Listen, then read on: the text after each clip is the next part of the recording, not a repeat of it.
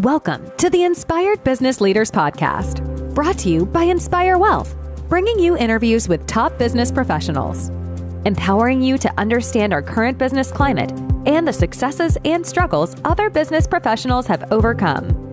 Here's your host, Nick Bour.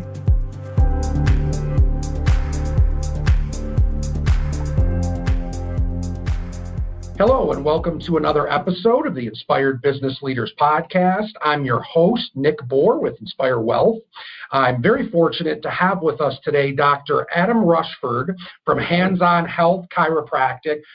Really excited to have him on because he's actually my chiropractor. So wanted to have him on to explain a little bit about his entrepreneurial journey, as well as some of the things he's doing a little differently than other chiropractors and other health organizations that share some of his visions. So Dr. Rushford, tell us a little bit about your background and your journey and what that looks like. Yeah. So I'm originally from the UP. I grew up there not really having any inspirations of being a chiropractor or a doctor. I just wasn't exposed to that kind of stuff at all growing up as a kid. But just through trials and tribulations and working my way through college, I found chiropractic. And as soon as it popped in my head that, that's something I could do, like I was full force. I just knew that's what I wanted to do. So I went to, I got my doctorate degree down at Life University down in Atlanta, Georgia. I graduated in 2009, and despite the fact I was able to, see a ton of patients while I was going to school down there, when you get out of school, you still don't know anything. You really don't. Right. You got to get your hands on thousands of people before you really understand, how the human body works, how it heals, how to build a business, how to bill, how to, keep up with compliance for the million compliance things you have to be in compliance with. We can all relate to that. Yeah, so out of school, I worked for a couple different offices out of school as an associate, kind of different scenarios. One was kind of a really high energy, but, open concept, really fast paced, almost kind of like assembly line chiropractic that I didn't really like all that much. The other one was a little bit more refined, but it was a little bit too almost too clinical and almost too, what's the word I'm looking for? Almost too sterile of an environment. I wanted like a more upbeat and family-friendly environment. So, I was lucky enough to find this office out in Brighton for sale. Another chiropractor was selling it, looking to move out of business. And it was just one of those things that, luck, perfect timing, ready for it. It was just the perfect opportunity for me. There wasn't a whole lot in the business about 10 years ago, but it was a good framework. It was a good thing that I could start off with. There was a lot of files that I could, invite people back into the office, share with them what my passion is, what my goals were for the office. We started with, not a whole lot, but not much overhead, and it allowed us to be really, really flexible and really, in the beginning, you got no money, but you got a lot of time and energy, right? And a lot of passion. So where we didn't have a lot of time for marketing and getting out, I had a lot of energy to get out. So every opportunity to get out in the community, I did. And every year we just built and built and built and built to where we're at now, going on 10 years. Wow. So 10 years in business. Yeah. And, I think we can all agree and relate, one or two of those years was also the COVID years that obviously a lot of us that are still here in service-oriented businesses and still thriving, you had to make some adjustments during that time. So tell us, what you learned, what you feel you kind of achieved during that point, and how do you feel your business is better for it today? Yeah. I mean, we're real proud of our ability to continue to provide for our staff throughout COVID. We didn't have to lay anybody off. We were able to continue to pay them throughout COVID. It was really confusing in the beginning. We shut down for a couple weeks because they said we're medical necessity, but it's like, what does that mean? Right. What does that mean? You're on a next step death if you don't get adjusted, or you got to sort of. So we took a couple weeks to kind of clarify what we were allowed to do and get all the equipment that we needed to provide a safe, effective care. Kind of what I got out of it, long term. And we had the first year that COVID hit, that we did take a little bit of backside because we shut down for 2 weeks and then we added back. We added back really slowly. Okay. It just started off with me coming in with just like emergency cases, and then I had set hours, and then I brought in another staff member and another, until we had about 3 months of that until we just went back full force from there. Okay. What I learned from that is just that I don't, I'm a very competitive person. And it's always been drive, what's the next step? Drive, what's the next step? Drive, what's the next step? I realize that I don't have to always be like that. I want to drive, I want to get better, but at some point in time, there has to be a sweet spot where, I can find more of that work-life balance. When we were going through that, I was all right, we're going to buy a new building, where was going to be our next steps. And then after we went through COVID, it's like, you know what, maybe that's not. We don't have to just keep going and keep going. We're finding a good rhythm within the office that we're at right now. And where before COVID, I thought we were at the close of what our peak and capacity was for our office. We were able to formulate things within our office to go way past what I thought was our capacity in a comfortable setting. We're still a really comfortable overhead for our office to operate at, without overextending and building and creating more stress. I've got young kids, and I just didn't want to make these vital years. They're 8 and 10. So they still like us and they still want to spend time with us. I didn't want to be so stressed out with, trying to provide for this building and this business and, tenants and all that I couldn't spend the valuable time that I have to spend with them. So. And I think it's a big, important point. You made a couple there that I can relate to, and I think a lot of our other entrepreneurs and business owners can relate to. I mean, personally, I think a lot of business owners realized when that happened that they didn't want to be all work and no balance. I know I was one of them, and I learned it a couple of years prior to COVID. Everyone's heard my story as far as losing my dad at a young age, and that was kind of my wake-up call. So I've really been a big proponent of work-life balance and making sure you enjoy. So, and I think you're at an interesting point with the kids' ages because, mine are late teens. Yeah. And I will tell you, mine really don't want to hang out. Yeah. And I'll say that, I really started cutting back a little bit of my work when my kids were probably 13 and 11. So I think that you're recognizing and seeing that now. It just hit my head. I'm like, we're halfway done with raising. I mean, it never ends, but of course not. We're halfway done with the meat of raising a child and getting them to that graduation and getting them to adulthood. Yeah. I love being a dad. I love raising kids. The idea of an empty nest. I've had my brother's an empty nester now. I'm like, it doesn't sound like that. You're like, that's not fun. I like the energy. I like the childhood energy that we have in the office and in the house. So it's awesome. Trying to find that balance. Well, that's great, man. I'm glad that you shared a little bit about your background, and tell me a little bit about. You obviously realized rather quickly, as you said, why chiropractic and why you could see yourself doing it. Tell us a little bit about how you feel like you're kind of taking a step beyond what just a typical chiropractor office looks like. Most people think about chiropractors, they think about the crack and the adjustment, which I love to do, and I'm really good at it. Now my body's built for it. I'm tall, I'm long, I'm an athlete, I'm strong, so I can deliver an excellent adjustment. But what I think people are missing more than anything is just lifestyle stuff. So what I always love most about chiropractic is the chiropractic lifestyle, teaching people how to move better, teaching people how to think better, teaching people how to eat better, and then going back and repeating those lessons over and over and over. Because like everything, entropy happens. You got to keep sweeping the floors. And if you take too much time off, you don't have a coach that's holding you accountable. Right. You'll cheat and lie to yourself. Most people will. But if somebody's going to ask you if you've done your exercise once a week when you come in, right, they're going to hold you accountable. You're going to be a little bit better at it. So that's one part of it. The second part of it is value. We do meetings, staff meetings once a month within our office, and one of our measures of success within our office is that every visit, what they pay, the value that they should receive should double what they actually pay. And we've trained our staff, and we've talked to our staff with every meeting, and we work on that value isn't just what the doctors give. That value is our front desk knowing their name when they walk in, our CAs that bring them back to the room, having a smile, being upbeat, remembering what's important to them about their life, because there's not enough human connection out there now. And I find a lot of people are just craving it. I had a patient in today that, he's an older guy, a little bit lonely, and I get done adjusting him. He's, Dr. Rushford, I got to let you know, how special your staff makes me feel when I come in here. I was like, That's awesome. We hire for that as well. We hire more personalities and skill sets. But I know from a business standpoint, with what you're trying to do and set that expectation, I know how important that is to hear from that. It is. It felt great. It felt great to hear that. We don't always fall. We don't always hit the exceptional level. We're always trying to grow to get better. But to hear that from a patient, it was a great feeling. Just to know that what we're trying to do affects them on more than just the adjustment and treatment level, because there is a lot of bad customer service out there, and nothing drives me more insane than giving somebody my hard-earned money and getting a bad attitude or bad customer service or a lack of smile and a greeting. If you're going to be in business, the least you can do is be kind and have great customer service and smile and be excited to take my money.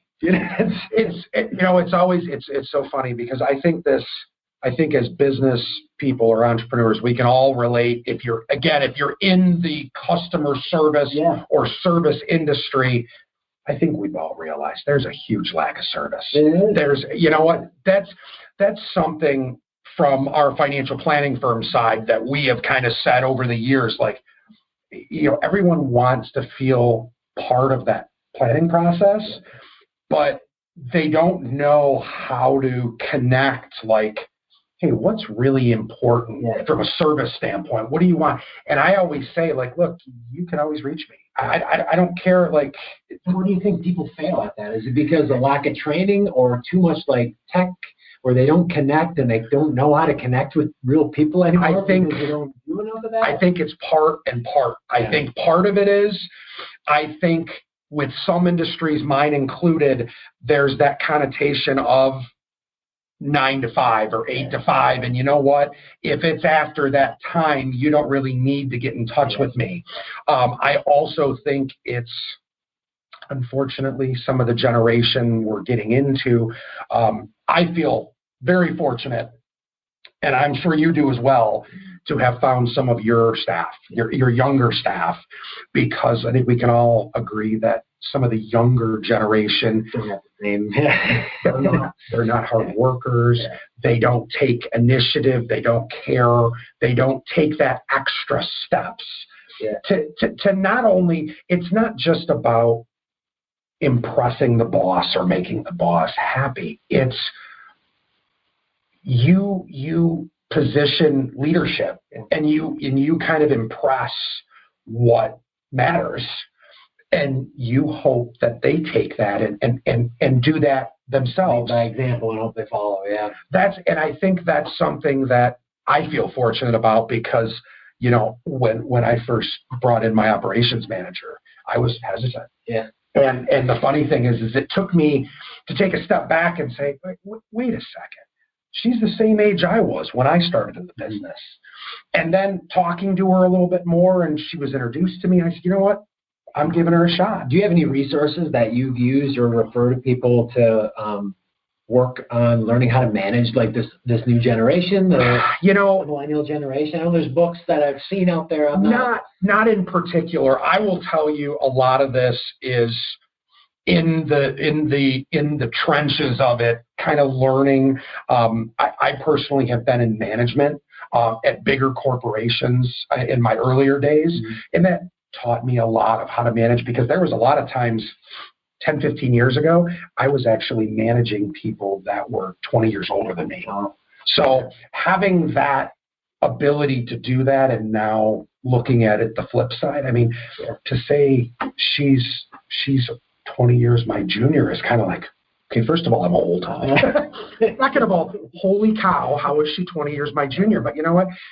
All of these are similar struggles that I think business owners and entrepreneurs face, because we all have hesitations on not only, maybe not age bias, but just if we lump this generation or a generation as a whole, I know personally I might manage or lead a little differently, just based on what I learn about them right away, but also just the connotation in the world and what I've seen. So I think it's always interesting to see someone in your industry take the initiative right up front to kind of say, customer service matters.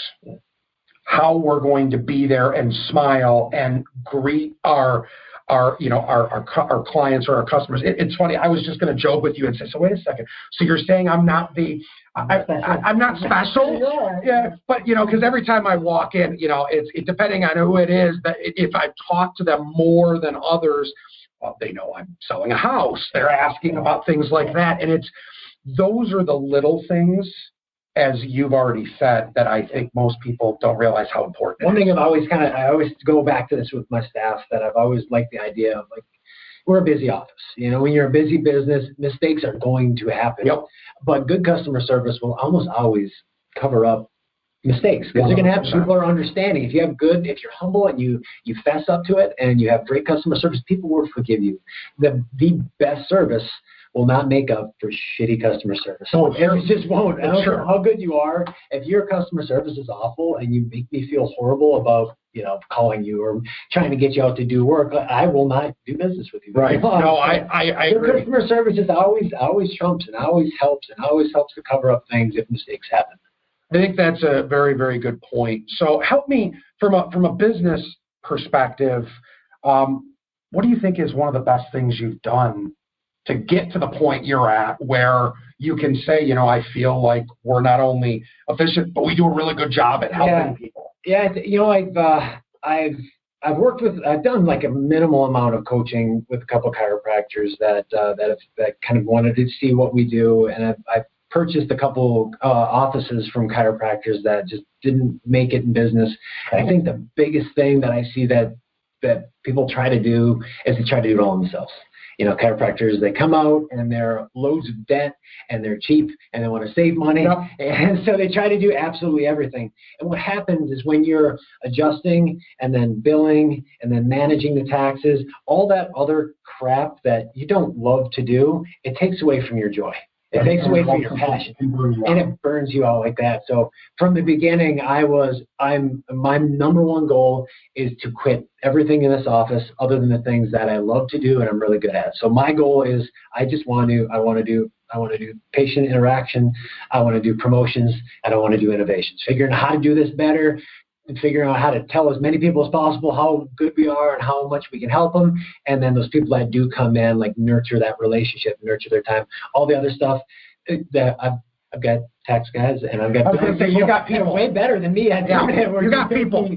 What would take me a day to do will take them an hour to do. And it's so much more efficient, and it's worth that money. It's worth spending that money and getting it in somebody else's hands and off my shoulders. I think that, and I'm not just going to say the medical field. I've seen this a lot with entrepreneurs and business owners over the years that just from a business standpoint, we all can believe and we can all see that we're really good at what our main job is. Yeah. And why are we trying to do all the other little things that it takes to run a business?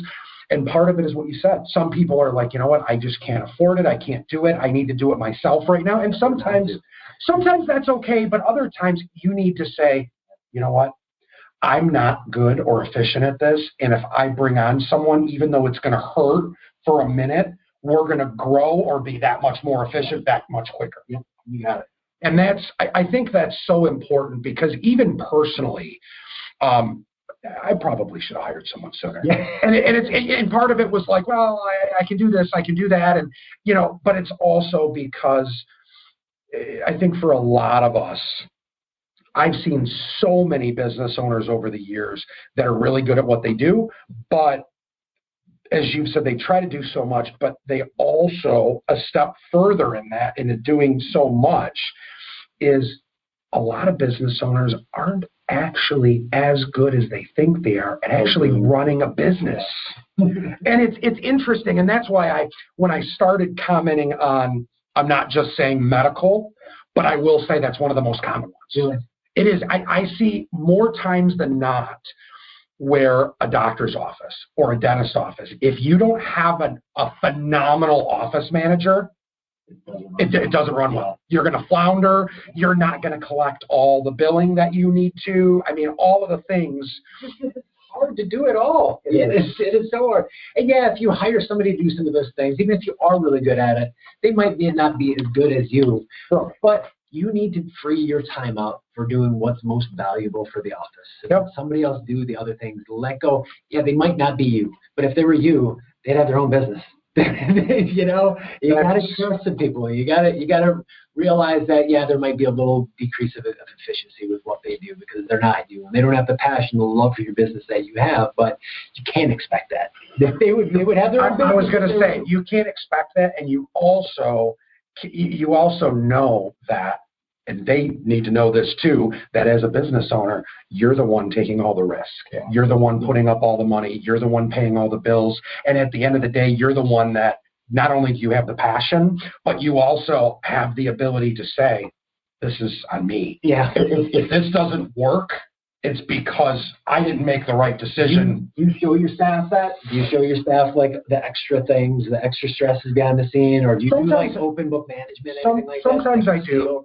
Sometimes I do. I will say, my operations manager and I have a really, really good open relationship from an asset management standpoint as far as what our firm manages. I've kind of tied our growth and how much in assets we get to, and she gets a pay increase. So, and at some point, she's in the process of getting her insurance license, which will allow me to incentivize her on some of the insurance strategies we use. So it's an ownership deal. So we do profit sharing in our office. And I think that's great. We do collections bonuses in our office, and I try to do once a year, like open book management, where I open the books and say, all right, I know you guys see how much the credit card machine says at the end of every day, but this is where all the money goes. This is what rent looks like. This is what our payroll is every 2 weeks. This is all these different things, and bring it back to, you have to remember that every task that we do in here has a dollar amount added to it. And if you want to make money, like I know you do, and I know you want to make more money, we all have to become more efficient at what we do. And so when I'm on you about being more efficient or doing things right the first time and not having to go back, that's why, because I want you to make more money and have more joy with what you do. Yep. And I think that's so important, because being able to properly and effectively motivate your staff and show them that you do care and that you do want, the end game is not only efficiency, but it's also effectiveness, because not only does it help them, it helps everyone. Yeah. It helps the customers, it helps the clients, it helps you as the business owner, and it helps them. Yep. And that's really, at the end of the day, we're all in business for one reason or another. I mean, we're not in business, A, to not make money, and B, we have a passion on some level. And both of our businesses is about helping people. So, I think from that perspective, that's so important. I'm more curious at this point, and I don't know if this is a question you've gotten before, but if you can look back at your 10 years in business, and you could change something that you feel would have bettered you at this point, what would it be? I think what I'm much better at now that I wasn't in the beginning, because I've always, at my core, I'm a people pleaser. I want to make people happy. Yep. I've always been more of a non-confrontational type person. And in the beginning, it was not having those small confrontations with staff early enough.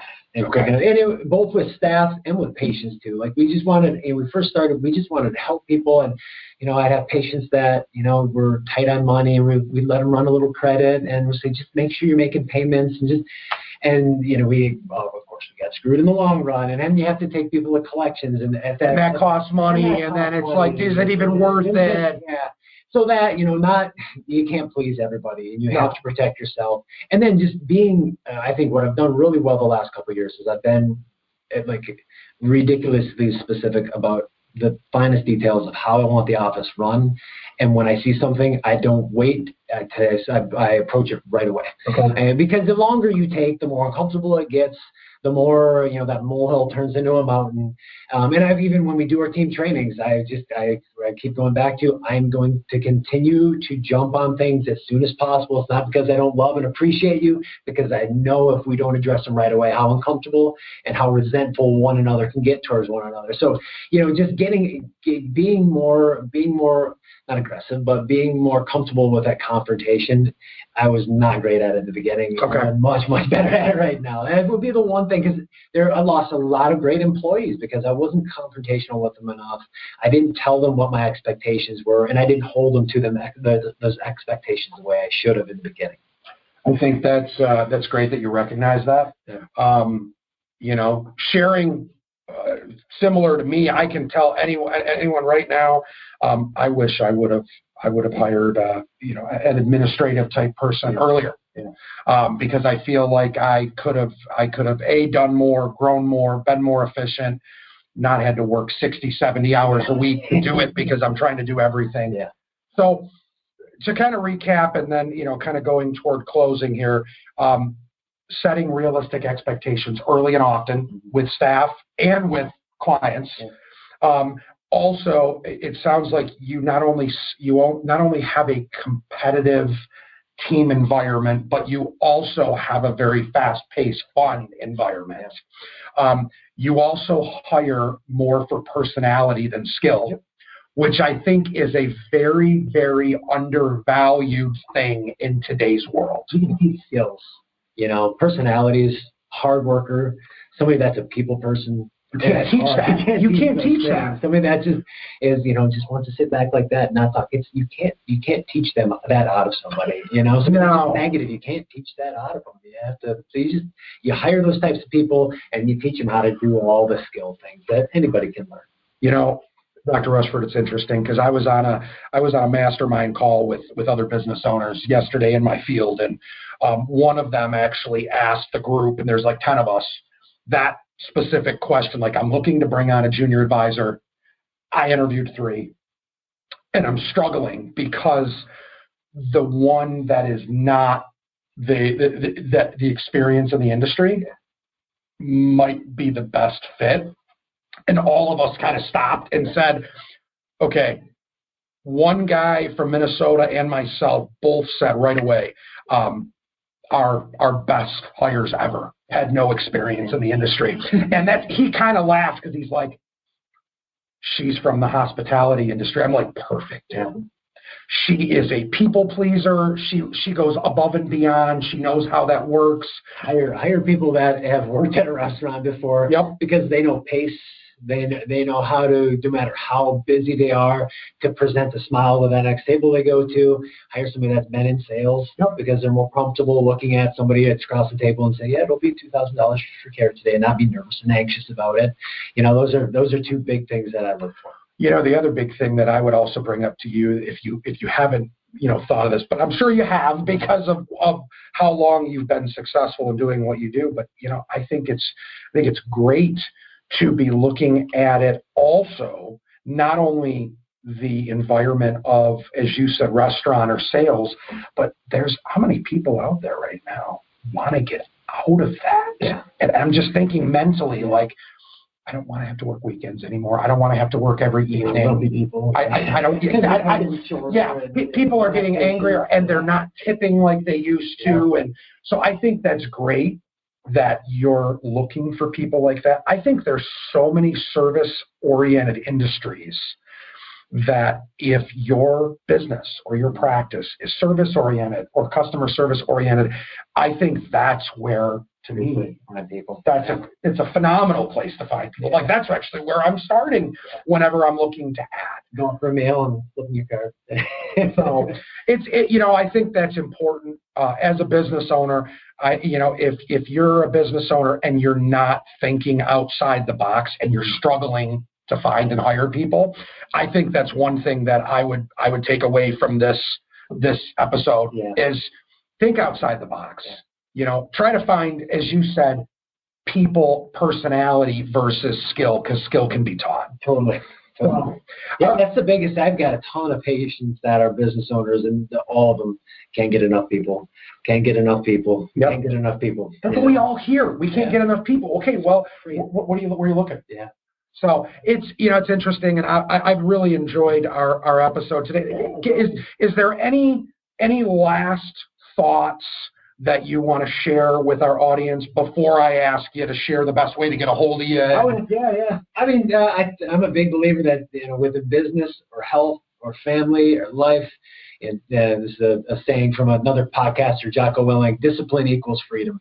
Being disciplined within those things in your life is where you get freedom.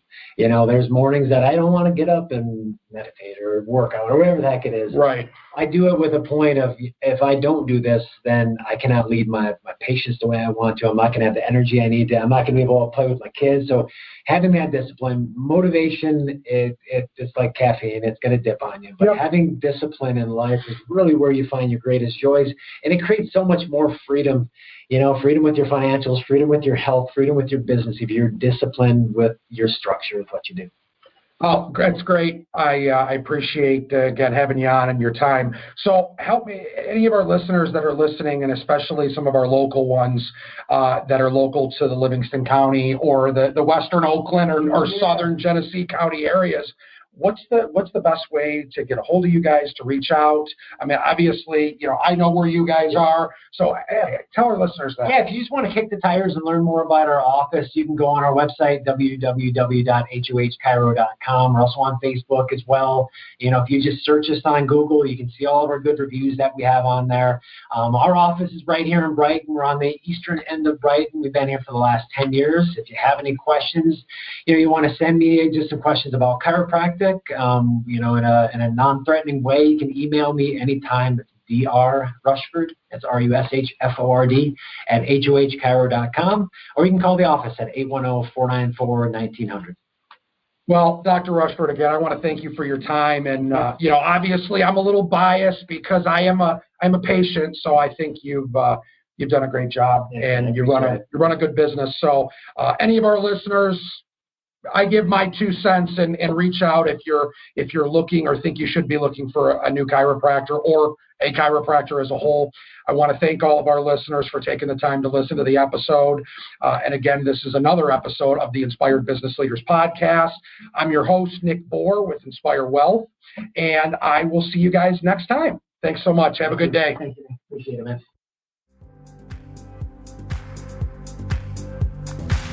Thank you for listening to the Inspired Business Leaders Podcast, brought to you by Inspire Wealth.